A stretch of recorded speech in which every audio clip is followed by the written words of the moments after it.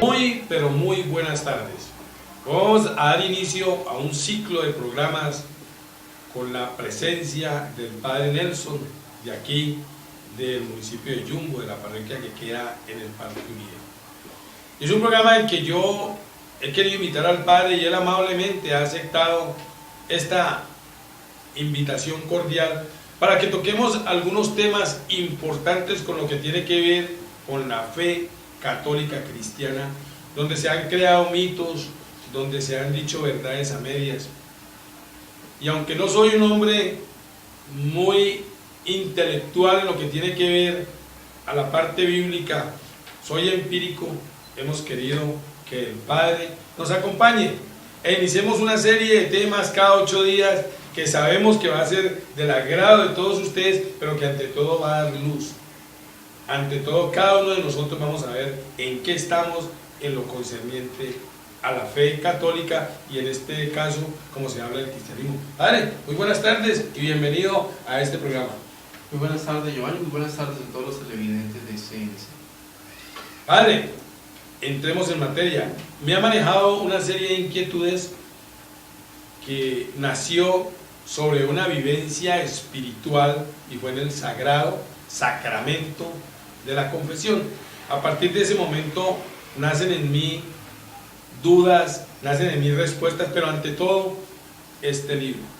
Yo he sostenido, Padre, que hoy en día la palabra cristiano se ha vuelto genérica, porque cualquiera se autonombre cristiano. ¿Estoy o no estoy en lo correcto? ¿O para ser cristiano hay que reunir una serie de requisitos? Bueno, básicamente la expresión cristiano es la expresión con la cual se conoció a la iglesia, nos dice Hechos de los Apóstoles en Antioquía. Se refería a todas aquellas personas que creían en Dios y en la encarnación de su Hijo Jesucristo, y por consiguiente en la acción que el Espíritu Santo, tercera persona de la Trinidad, es decir, Dios en 3 personas, ha manifestado y se ha revelado a la humanidad.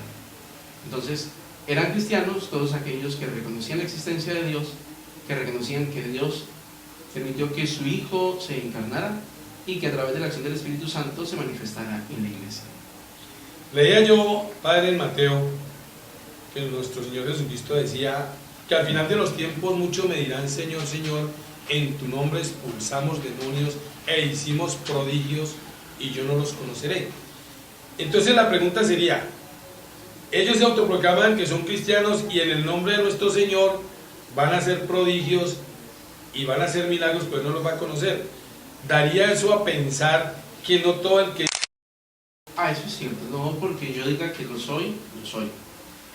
Eso es igual que cuando usted dice acerca de la autoridad de tránsito y le dice: muéstreme su licencia. No tengo licencia, entonces no puede. No puede decir que sabe conducir, porque sin licencia lo único que está diciendo es: yo me metí de esto a la fuerza. Miremoslo desde el texto bíblico. Los primeros cristianos no se llamaban cristianos. Los primeros cristianos, según Hechos de los Apóstoles, se les llamaba los del camino. Cuando Pablo empieza a perseguir a aquellos que se han alejado de la fe judía, está persiguiendo a los del camino. ¿Y por qué se le llamaba así? Porque Jesucristo nos había dicho en el Evangelio de San Juan: yo soy el camino. Así que todos aquellos que seguían a Jesús se les llamaba los del camino. El mismo Hechos de los Apóstoles, más adelante encontraremos que es en Antioquía donde por primera vez se les llama a los del camino cristianos. Y más o menos hacia el siglo III, siglo IV, vamos a cambiar de nuevo de denominación. Todos los cristianos empezaremos a ser llamados católicos. ¿Por qué católicos? Porque de esa forma termina el Evangelio de San Mateo y termina el Evangelio de San Marcos. Vayan a todo el mundo, vayan a todas las gentes y proclamen esa buena noticia. Les va a decir: a los que crean, bautícenlos, y San Mateo agregará: en el nombre del Padre y del Hijo y del Espíritu Santo. Entonces, la concepción de llamarme cristiano ha pasado por 3 etapas. Primero de los del camino, después cristianos y ahora católicos. Llegará más o menos hacia el siglo X, cuando la iglesia sufre su primer cisma, y entonces nos llamaremos los cristianos de Occidente y los cristianos de Oriente. A los cristianos de Occidente los seguiremos llamando católicos, y los cristianos de Oriente se les empezará a llamar entonces ortodoxos. Y después, hasta el siglo XVI, con lo de la Reforma Protestante, que vuelve a haber otro cisma. Entonces, en esta iglesia de Occidente,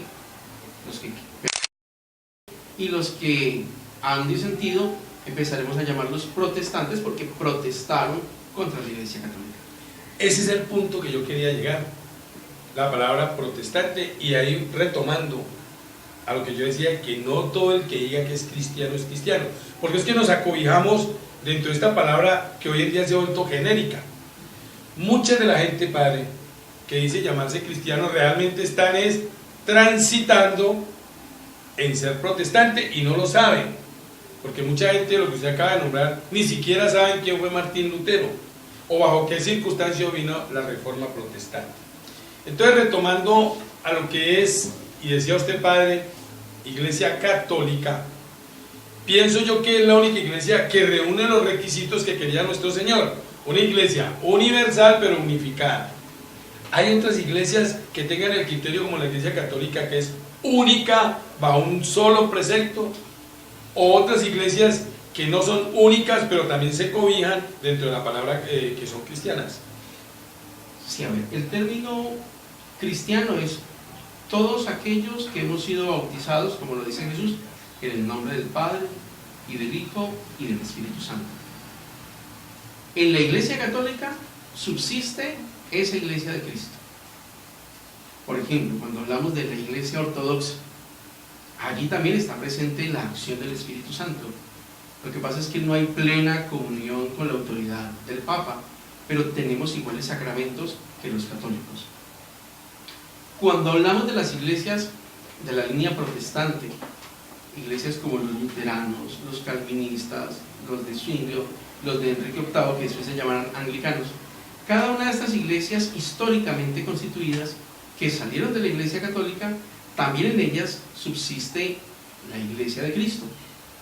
La cuestión es que hoy tenemos un pulular de congregaciones o de reuniones de corte cristiano, donde no necesariamente son iglesias porque se congregue allí una comunidad de personas, sino porque simplemente se reúnen a compartir la palabra. Sería lo más parecido que en la Iglesia Católica tenemos un grupo de oración, un grupo de alabanza. Entonces, ese grupo de oración, ese grupo de alabanza, no se le puede llamar en propiedad iglesia, porque para que sea iglesia debe tener sacramentos, debe tener ministros y sobre todo debe de ser fiel a la enseñanza de Cristo Jesús. Usted habló una palabra clave, fidelidad. Viene una cuestión lógica cuando se es infiel, porque finalmente lo que yo pienso es que dentro de la palabra cristianismo se deben de cumplir unos requisitos, y entre ellos la fidelidad. En la carta Juan dice: los que antes eran de los nuestros y ya no son, porque si hubieran sido los nuestros seguirían con nosotros. Pienso yo, y me dice usted, padre, si estoy equivocado, que el hecho de salirse de la iglesia legalmente constituida bajo una autoridad apostólica, finalmente en algunos de mis conceptos termino enfrentándola a ella mismo, y pongo el ejemplo. Cuando se habla, porque he escuchado